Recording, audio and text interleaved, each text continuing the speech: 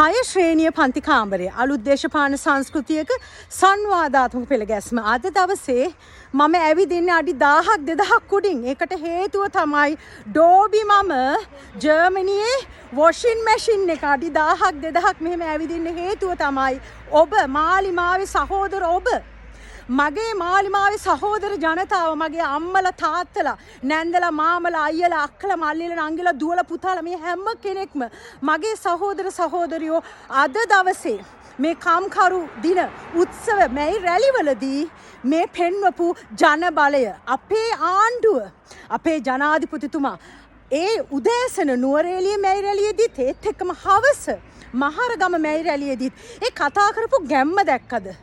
ජනාධිපතිතුමාට එහෙම ගැම්මක් ආවේ ජනාධිපතිතුමා එන්නේ මේ එදා ඉඳන්ම දේශපාලනය කරපු බලවන්ත දේශපාලන පවුලකින්ද? නෑ, අපේ පන්ති එක රන්බණ්ඩගේ කොල්ලා මාස 16ක් ගිහිල්ලා අවුරුදු එකමාරක් අපේ රටේ මේ මාලිමා ආණ්ඩුව පිහිටෙව්වයින් පස්සේ අද දවසේ ජනාධිපතිතුමාට ඒ විදිහට කතා කරන්න ගැම්ම දුන්නේ මේ ආණ්ඩුව හදපු ඔබ මේ මාලිමාවට ඡන්දය ලබා දුන් මාලිමාවේ සහෝදර සහෝදරියෝ ජනාධිපතිතුමාට මෙහෙම ගැම්මක් දීලා අපි පෙන්වුවේ මොකක්ද?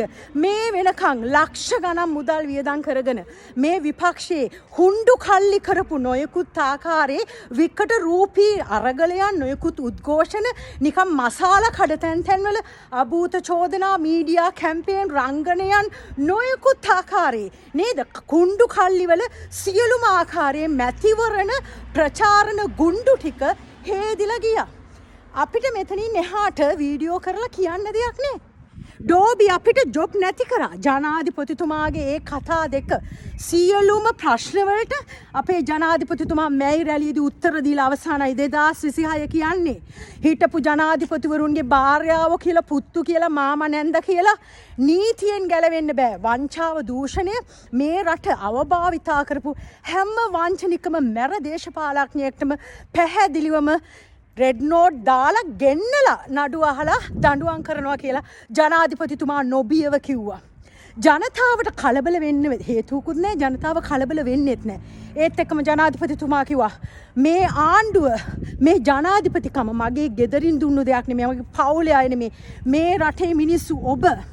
එහෙමනම් අද දවසේ මගේ ජනාධිපතිතුමාට මගේ පණ කැටේට ඒ දුන්නු පරිස්සමට ඒ දුන්නු ආරක්ෂාවට ජනාධිපතිතුමාගේ ආරක්ෂක ඒ වලල්ලේ හිටපු ඒ අපේ නිලධාරීන්ට මගේ හදවතින්ම ස්තුතිවන්ත වෙනවා. ඒත් එක්කම ජාතික ආරක්ෂාව වෙනුවෙන් කටයුතු කරපු හැම ඒ නිලධාරියෙක්ටම සහෝදරයෙක්ටම මම ස්තුතිවන්ත වෙනවා. හැම සහෝදරියකටම ස්තුතිවන්ත වෙනවා. ඒත් එක්කම සමන්මලී අපේ සහෝදරියගේ කතාව මේ මාලිමාවේ මේ දේශපාලන සංස්කෘතියේ එන්ජිම තමයි කවුද?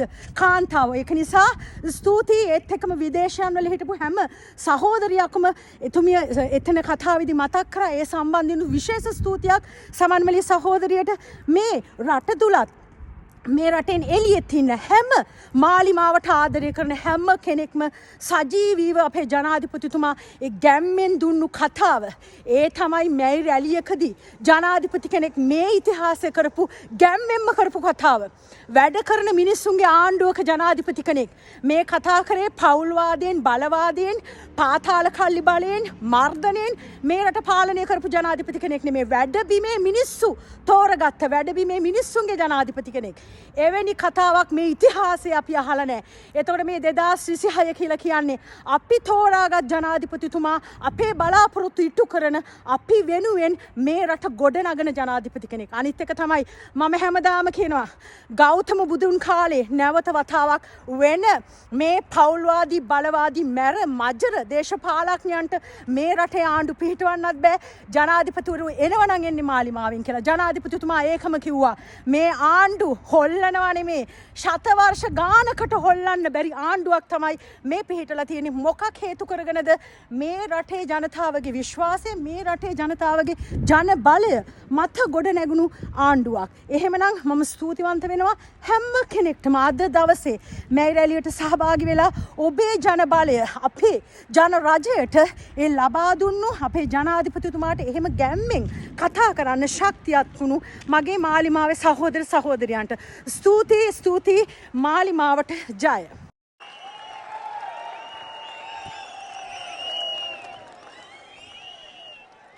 ආයිබෝවන් වනක්කම්.